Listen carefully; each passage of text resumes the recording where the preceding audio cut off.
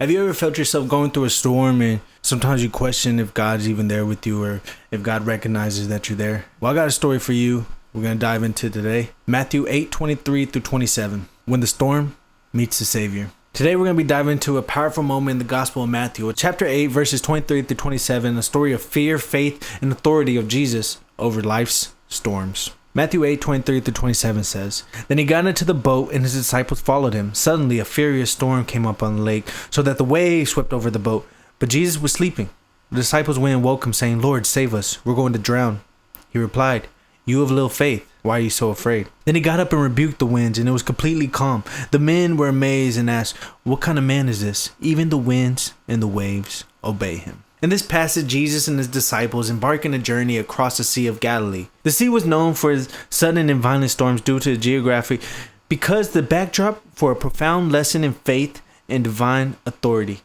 As they sail, a furious storm arises, threatening to capsize their boat. Amidst the chaos, Jesus remains asleep, displaying a profound peace and trust in God's authority. The disciples, many of whom were seasoned fishermen accustomed to the sea, are struck with fear. They wake Jesus pleading for his help, saying, Lord, save us, we're going to drown. The reaction highlights a common human response to crisis of fear and sense of helplessness. Despite witnessing Jesus' miracles, they still grapple with doubt and face immediate danger.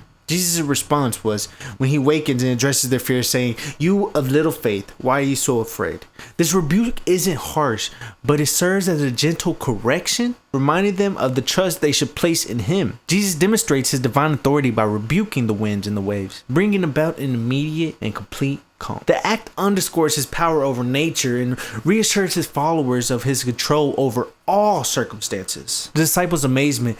In all, the disciples ask, What kind of man is this? Even the winds and the waves obey him. The question reflects their growing realization of Jesus' divine nature. They begin to understand that he is not merely a teacher or a prophet, but the Son of God, possessing the authority over creation itself. So some deeper insights in here. Faith in the midst of fear. The disciples' fear in the storm mirror their own anxieties and life's challenges. Jesus questions, Why are you so afraid? And invites us to examine our faith and trust in God's presence during turbulent times. By calming the storm, Jesus demonstrates his dominion over nature, affirming his divinity and fulfillment of the Old Testament prophecies about God's control over the sea. The passage challenges us to move beyond intellectual acknowledgement of Jesus' power to a deep personal trust in his ability to guide and protect us through life's storms. This practical application, trust over fear, in our daily lives when we're faced with challenges, we can choose to trust in God's sovereignty rather than succumbing to fear.